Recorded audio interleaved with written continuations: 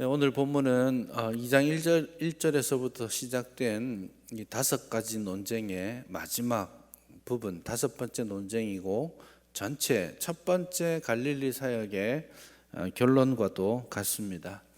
예수님께서 이 땅에 오셔서 하나님의 나라를 선포하셨습니다. 깜짝 놀랄 일들이 벌어졌습니다. 주님의 말씀이 권세 있는 자들의 그 가르침과 같았습니다. 그래서 그 가르침에도 충격을 받았고, 그가 행하신 모든 일들, 귀신을 쫓아내시고 병자들을 고쳐주시는 그 모든 일들을 보면서 사람들은 깜짝 놀라고 흥분하였습니다. 수많은 사람들이 예수님이 가시는 모든 길목길목을 기다리면서 그를 만나기를 바라셨습니다. 그 모든 과정에 사람들이 예수님이 행하시는 모든 것들을 보기 위해 와서 놀라고 있었지만, 또 한편으로 아주 다른 의미에서 깜짝 놀라고 또 거기에 반응했던 또 다른 그룹이 있었죠. 그들이 바로 오늘 본문에도 나타나는 바리새인들입니다. 예수님을 따라다니면서 예수님의 일거수일투족을 점검하고 문제 삼을 것들을 찾고 정죄하고 비판하고 논쟁해왔던 사람들입니다.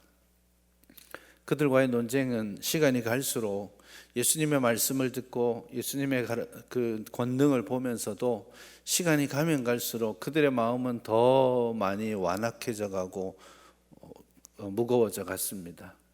그래서 2장 1절에서부터는 마음으로 예수님에 대해서 왜 그러신가 라고 생각하던 바리새인들이 이제는 나타나서 대놓고 당신 왜 이러시오 라고 이야기하기 시작하다가, 오늘 본문에서는 드디어 예수님을 죽일 작정까지 하게 됩니다.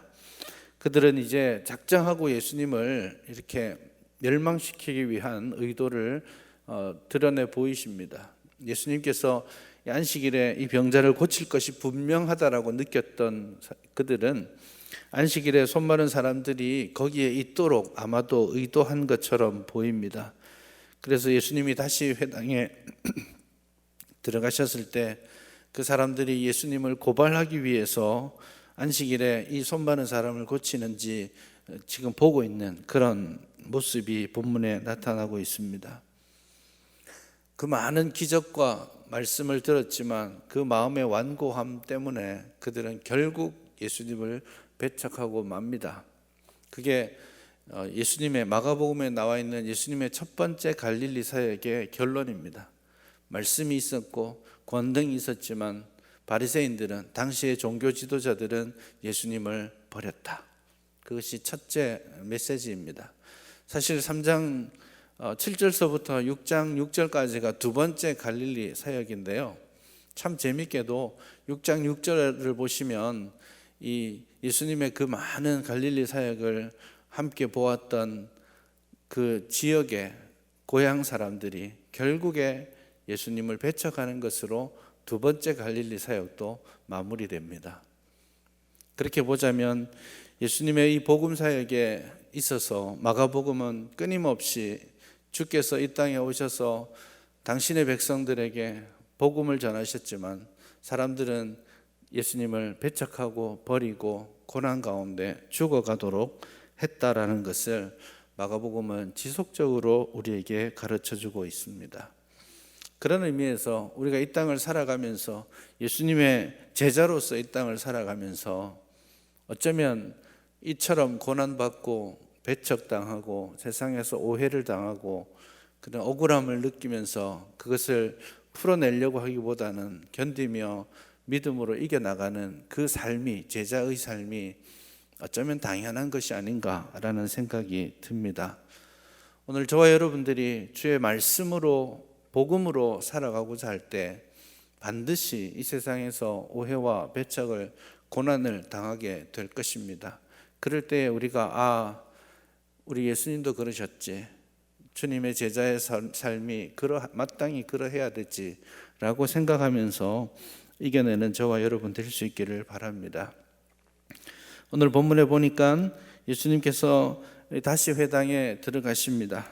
다시라고 표현됐으니까 그냥 그 앞에 먼저 들어가셨던 사건을 다시 한번 상기시켜주는 그런 표현이라고 할 수 있겠죠.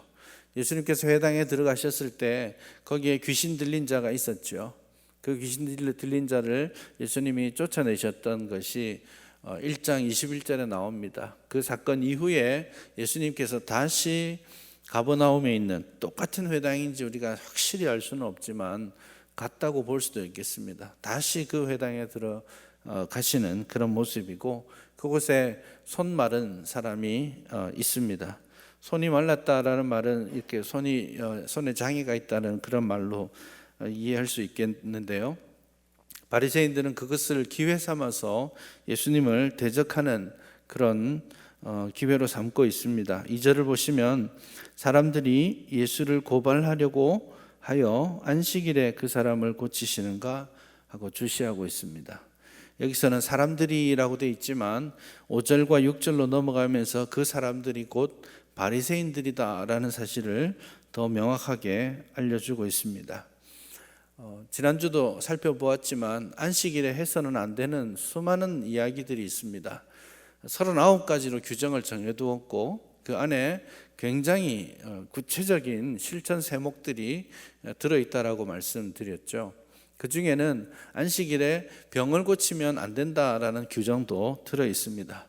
왜냐하면 의사에게 있어서 병을 고치는 행위는 일을 하는 것이기 때문에 안식일에 병을 고치는 것은 안식일 법률을 위반하는 것입니다. 사실 성경에 나와 있는 율법을 어기는 것이 아니고 바리새인들의 전통을 어기는 거라고 할 수 있겠습니다.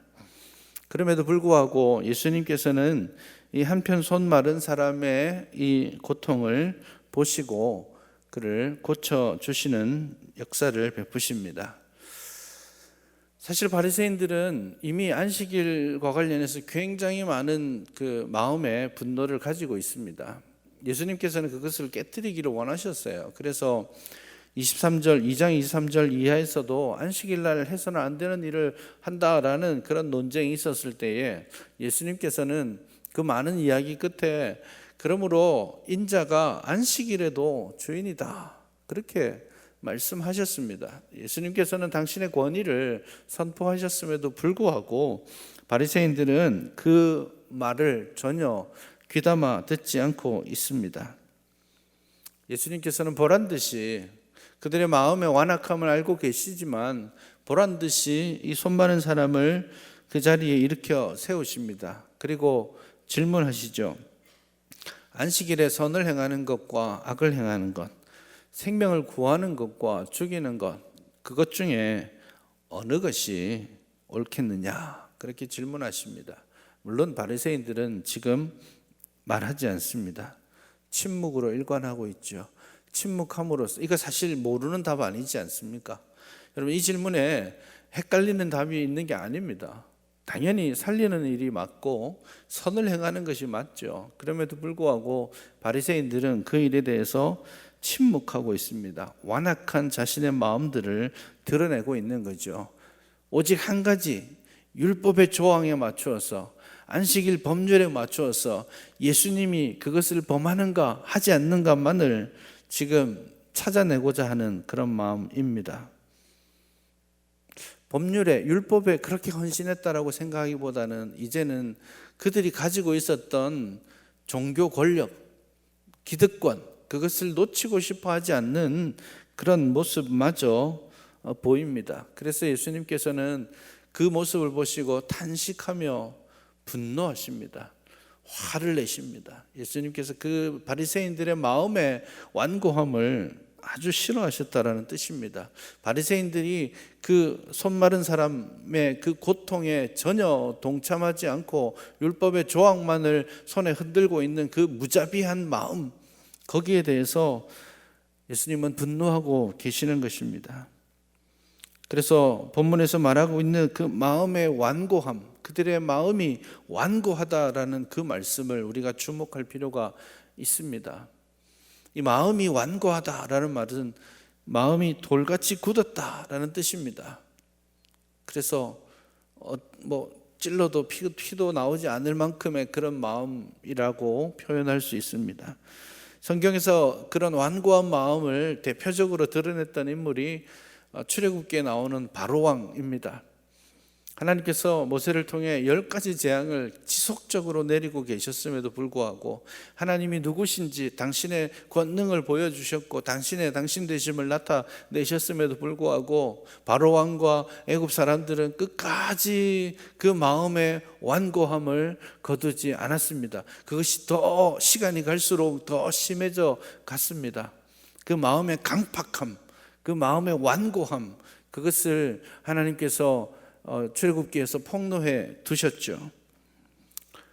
그런데 참 놀랍게도 바로왕뿐만 아니라 그 10가지 재앙을 몸소 보고 찬양했던 이스라엘 백성도 출애굽한 이후에 광야 생활을 하면서 이 광야의 어려운 환경들을 만났을 때에 10번이나 그들의 마음이 완고해져서 하나님의 말씀을 부인하고 불평하고 했던 이스라엘 백성들의 마음 역시 그 마음의 완악함 혹은 완고함이라고 표현해 두고 있습니다. 오늘 같은 맥락에서 바리새인들이 그 마음이 완악함으로 말미암아서 예수님을 만날 그런 기회를 얻지 못하고 있는 겁니다. 예수님 행하신 놀라운 기적들을 보면서도 그것이 하나님께로부터 왔다라는 것을 인정할 수가 없는 것입니다. 겸손한 마음을 가질 수가 없게 되는 것이죠. 그래서 이 완고한 마음이 불신앙의 본질이라고 본문은 알려주고 있습니다. 그 완고한 불신앙적인 마음이 결실을 맺어서 6절에 가면 바리새인들이 나가서 헤롯 당과 함께 어떻게 하면 예수를 죽일까 의논하기까지 하고 있습니다. 헤롯 당이 누굽니까? 헤롯의 추종자들입니다. 헤롯이 누구입니까? 로마를 등에 업고 이스라엘을 압제하는 이방 왕입니다. 바리새인들이 가장 싫어하는 족속들입니다. 바리새인들이 유대의 신앙을 지켜가기 위해서 헤롯을 끊임없이 배척해 왔고 가까이 하지 않았습니다. 그럼에도 불구하고 그들의 완악함이 얼마나 심각해져 있는지 예수님을 무너뜨리기 위해서 평소에는 쳐다도 보지 않던, 가까이 하고 싶지도 않던 그 부정한 인간들과 모여가지고 저 예수를 어떻게 하면 죽일까라고 공적으로 모의하기 시작하는 것입니다. 예수님은 안식의 정신을 따라서 손 마른 자의 안식하지 못함을 회복시켜 주시고 그에게 평안과 자유를 선포해 주셨는데, 이제 그 안식일을 철저하게 지키고자 하는 바리새인들은 그 안식일에 절대로 해서는 안 될 일, 사람을 죽이는 일을 모의하고 있는 그런 모습입니다. 그러나 그들의 마음이 완고해져서 지금 자신들이 어디로 가고 있는지조차도 이해하지 못하고 있는 것이 오늘 본문의 모습입니다. 바리새인들의 이 완고함이 결국 마가복음 11장에서 예수님을 공회에 넘겨주고 빌라도를 획책해서 예수님을 죽게 하는, 오늘은 모의하고 있지만 그 완고함이 변하지 않아서 결국 예수님을 죽게 하는 일에 기여하고 있음을 우리는 봅니다. 그 마음의 완악함, 이것을 우리는 굉장히 경계해야 합니다. 마음이 무거워져서 자비로운 마음이 사라지는 거예요. 그래서 신앙생활을 하는 것이 때로는 투사처럼, 열사처럼 신앙생활하는 분들이 많이 있습니다. 어제 우연히 유튜브를 보았는데 어떤 한 목사님이 참 열심히 유튜브를 하고 계시더라고요. 참 용기가 대단하시다라는 생각도 들긴 합니다만은, 열심히 유튜브를 하시는데 개혁주의 신앙을 강조하고 그것을 전하고자 하는 열정들이 참 충만한데, 그분이 만들어내고 있는 유튜브는 대부분의 내용들이 어떤 사람 뭐가 잘못됐다 이렇게 지적하고 심판하는 그런 내용들로 가득 찼습니다. 글쎄요, 그것도 정말 필요하지만 사실 정말 우리에게 더 필요한 개혁주의 정신은 옳고 그름을 판단해서 정죄하고 갈라치고 하는 것이 아니라 예수님의 마음을 품는 것이 아닐까요? 그래서 우리가 열심히 신앙을 한다고 하면서 우리의 마음에 온유함이 사라지고 우리의 마음에 더 깊이 인내하고 더 사랑하고자 하는 마음이 사라지고 거짓에 대해서 혐오하고 분노하고 또 그런 마음, 미워하는 그런 마음들이 내 안에 가득하다면 우리는 정말 올바른 신앙, 성숙한 신앙으로 가고 있는 것이 아니라 오늘 마음이 완악해져 있는 바리새인의 길을 가고 있는 것은 아닐까요? 분노와 정죄를 통해서 자신의 의로움을 드러내고 그리고 그것을 통해서 자신의 기득권을 유지해가는 바리새인들의 모습이 아닐까요? 오늘 저와 여러분의 마음에 이 딱딱해져 있는 마음, 그래서 하나님의 은혜를 받고자 하는 간절한 열망보다는 판단하고 심판하려는 그 마음이 먼저 있다면 한번 주님 앞에 우리 자신의 마음을 내려놓을 수 있기를 바랍니다. 마가복음 4장에서 나와 있는 것처럼 복음의 씨앗이 뿌려지고 있는데 길가밭처럼 딱딱하게 굳어져 있다면 어떻게 우리 안에 복음의 열매가 맺혀질 수 있겠습니까? 주님, 내 마음을 옥토와 같이 만들어 주십시오 라고 기도하며 주님 우리에게 부드럽고 성숙한 마음을 허락해 주십시오라고 기도해야 하지 않겠습니까? 이 바리새인의 완악한 마음을 우리가 버릴 때 드디어 죽이는 일이 아니라 생명을 살리는 일에 우리는 동참하게 되는 것입니다. 예수님의 마음은 어떠합니까? 본문에서 생명을 살리고 있는, 회복시키고 있는 예수님의 마음은 어떠합니까? 손 많은 사람이 왔을 때에 왜요? 당연히 예수님께서 이렇게 말씀하셔도 되지 않겠습니까? 손 마른 일이 어제 오늘 일입니까? 너를 고쳐줄 수 있지만 내일 다시 보자. 오늘은 안식이니까 내일 고쳐줄게. 하셔도 되지 않았겠습니까? 지난주에 말씀드렸던 베데스다 연못에 누워있던 그 병자를 보시고 굳이 그날 고치지 않아도 되지 않겠습니까? 내일 와도 됩니다. 안식일 지나고 해도 괜찮지 않겠습니까? 이미 38년이나 그렇게 살았는데 하루 더 있는다고 무슨 문제가 있습니까? 그러나 그것들을 세워보지 않습니다. 예수님은 지금 고통 가운데 있는 그들의 마음에, 속박 가운데에서 고통하고 있는 그들의 안타까운 현실에 공감하셨습니다. 동정하셨다라는 말입니다. 애끓는 마음으로 그들의 고통에 공감하셨고 그 열린 마음으로 그것이 안식일이든 언제든 그 영혼들을 자유케 하는 일에 예수님은 제일 먼저 마음을 쓰셨던 겁니다. 그 마음이 생명을 살리고 사람을 회복시키는 마음인 것입니다. 질병에서 자유케 되었을 때 그들이 그 환자가 누릴 그 마음의 즐거움과 영혼의 안식이 어떠한 것인지 예수님은 먼저 보고 계셨다라는 것입니다. 과연 본문에서 누가 안식일을 범하고 있는 거예요? 예수님이 안식일을 범하신 거예요? 아니면 바리새인이 범하고 있는 것입니까? 본문은 그것을 우리에게 질문하고 있는 겁니다. 바리새인처럼 단순히 열심히 신앙생활하는 것이 다가 아닐 수 있다는 거예요. 때로는 열심히 우리를 배반할 때가 있습니다. 때로는 그 열심히 우리를 오히려 올무에 빠뜨릴 때가 있다는 것을 기억하시길 바랍니다. 그 열심히 자기의 의로 자리 잡고 그 열심히 나의 마음을 무디게 만들고 있다면 그것은 우리가 분명 잘못된 길로 가고 있는 것입니다. 바리새인들만큼 열심히 낼 사람이 어디에 있습니까? 그러나 그 바리새인들의 그 열심이 오히려 자기를 향하지 못하고 사람을 향함으로써 사람을 정죄하고 사람을 미워하게 만드는 것이에요. 하나님의 이름으로 그렇게 한다라는 것입니다. 여러분, 이 마음의 완고함을 버릴 수 있기를 바랍니다. 대신에 우리 안에 성령께서 강하게 역사하셔서 성령의 열매들이 우리의 삶 가운데 우리의 마음 속에서부터 열매 맺을 수 있기를 바랍니다. 여러분, 성령의 열매가 어떤 겁니까? 성령의 강력한 역사가 어떤 겁니까?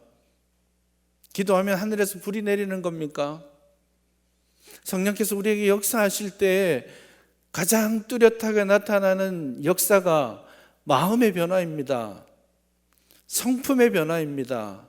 인격의 변화입니다. 10년을, 20년을, 30년을 믿어도 예수 믿는다는 것 말고는 내 성격이 변하지 않는다면 혹시 완고해져 가고 있는 것은 아닌가 질문해 보아야 할 것입니다. 어제보다 오늘 조금 더 인내할 수 있는 사람이 되어가는 것입니다. 어제보다 오늘 여전히 고통스럽지만 마음의 기쁨을 잃지 않는 것입니다. 내가 하고 싶은 것들이 많이 있지만 주를 위해 절제할 수 있는 마음들입니다. 온유한 마음들이 우리에게 있는 것입니다. 친절해지는 것이 성령의 사람이 되어가는 것입니다. 우리의 마음이 완고함을 벗어버리고 주님의 은혜를, 복음을 결실로 맺어가도록 하는 길입니다. 여러분, 열심을 내어서 주님을 섬깁시다. 그리고 그 열심을 내어서 다른 게 아니라 우리의 완악한 마음을 하나님 앞에 깨트리고 옥토와 같은 마음으로서 주님의 복음의 열매들이 맺혀지도록 기도하고 우리 자신을, 우리의 마음을 하나님 앞에 드릴 수 있기를 주님의 이름으로 축복합니다.